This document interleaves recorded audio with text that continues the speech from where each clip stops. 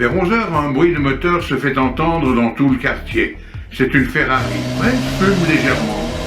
Ça veut dire qu'elle vient de démarrer. Une équipe va vérifier l'immatriculation et confirme qu'il s'agit bien de notre David. Il arrive rapidement sur le highway et passe les vitesses tranquillement.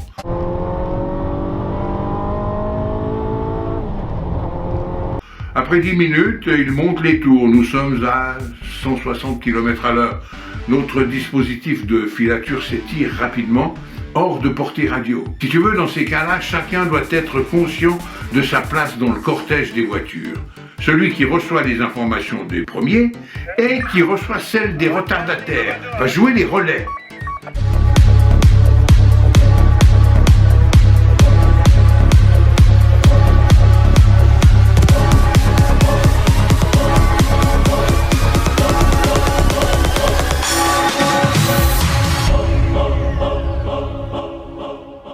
Il va répéter les infos données pour que tout le monde soit au courant et pas échapper le ballon, tu vois.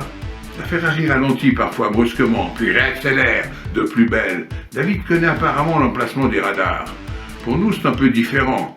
Si tu te fais prendre au radar, tu passes chez l'officier qui te demande de confirmer que tu étais bien en service, en filature et que c'était nécessaire. Ensuite, il est rapidement procédé à un classement vertical du document sans autre forme de procès. Cependant, pour un pro de l'observation, c'est une faute de ne pas avoir vu un radar ou de devoir rouler rapidement devant l'un de ceux-ci. Tu payes le verre. La profession est hétérogène, si je peux dire. Tous les prétextes sont bons pour lever le coude. Parfois, tu peux vraiment pas faire autrement. Mais rassure-toi, la qualité de la prestation prime toujours. Je veux dire qu'un flic va toujours rester un chien de chasse qui ne lâchera pas son os.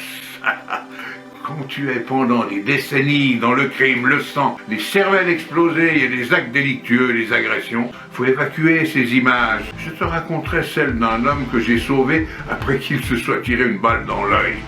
Fin de digression. Notre Ferrari roule toujours et je suis positionné dans les derniers. Il va falloir accélérer encore. Je plie l'aiguille de mon compteur et je monte à bien plus de 200 km/h pendant quelques minutes. C'est à ce moment-là qu'une patrouille de motards monte sur le highway. Je vois des gars dans mes rétros qui se couchent, qui prennent tous les risques pour me rattraper.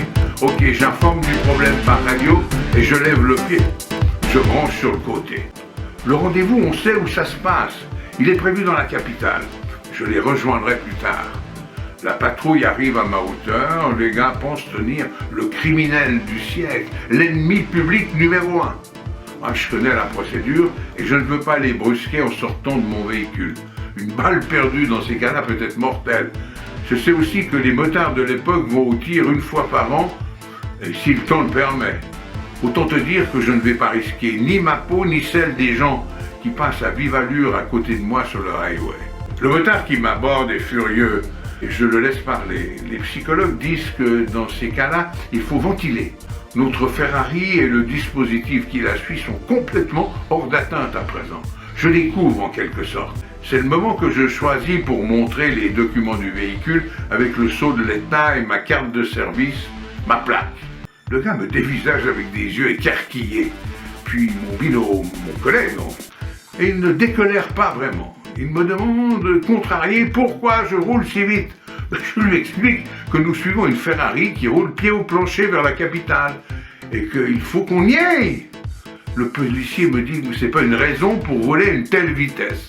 Et le temps passe et le gars n'a manifestement pas l'air de comprendre la situation. Je lui laisse les coordonnées de notre colonel avec son numéro de téléphone au bureau et je lui dis de prendre mon immatriculation et de l'appeler. Profitant de sa surprise, je démarre. Tu sais, chez les militaires, quand tu parles d'un grade d'officier supérieur, ça calme tout le monde en général. Ouais. Je vois que tu suis le général.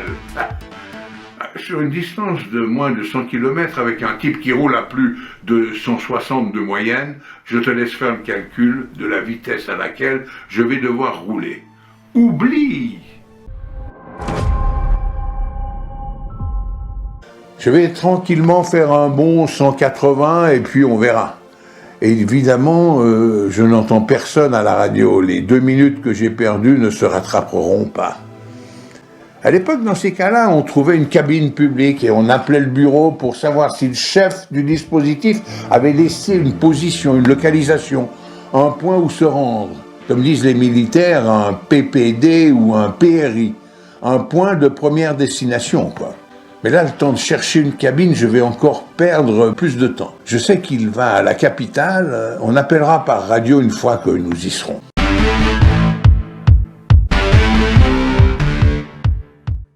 Je te passe les déboires que l'on a connus avec la technologie de grand-père. À l'époque, quand tu récupères le signal radio, tu entends d'abord des hachures, des bribes de phrases. C'est ton GPS de l'époque. Bah oui, je t'explique. Si tu continues tout droit et que tu n'entends plus rien, tu reviens en arrière. Puis tu choisis gauche. Si les chuchotements reviennent, tu es bon. Sinon, tu tournes à droite. Tu me suis ? Ouais. Bref, on arrive dans le quartier du dispositif au moment même où celui-ci vient de perdre la cible. C'est rageant. Tu arrives et il est trop tard, juste trop tard. Ah, tu ne te sens pas responsable, mais tu te dis que tu aurais pu aider sans doute. C'est là que la stratégie commence. Et dans ce domaine, les flics ou les militaires en particulier m'ont appris quelques très bons chapitres. Le temps est à comprendre qui l'a vu en dernier lieu, à quel endroit il se trouvait lorsqu'il a été vu. Qui était où parmi les autres équipes. En recoupant ces informations, mon binôme, qui a les yeux sur sa carte, quadrille le quartier avec son crayon. Il sait que sa cible est là. Il réfléchit. Je te dis tout de suite que tous les détectives privés que j'ai connus, à ce moment précis, ils te disent « Viens, on va en boire une ». C'est d'ailleurs ce que firent certains après une vingtaine de minutes. Mais pas mon binôme. C'était l'heure de manger et sa détermination ne baissait pas d'un degré. Et puis mon parrain, qui me formait, avait toujours des réserves pour tenir 2 ou 3 jours. Des gâteaux secs, des fruits secs, de l'eau et surtout des rations militaires. 2 éléments vont être prépondérants dans le travail de recherche de la cible. 1. Mon binôme connaît très bien la ville. 2. Il est intelligent, structuré et réfléchi.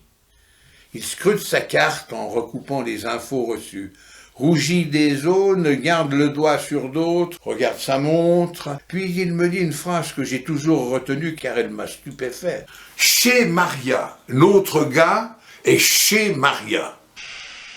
Il prend la radio et signale à tout le dispositif que nous restons sur Maria. Je lui dis « Mais c'est qui Maria ?»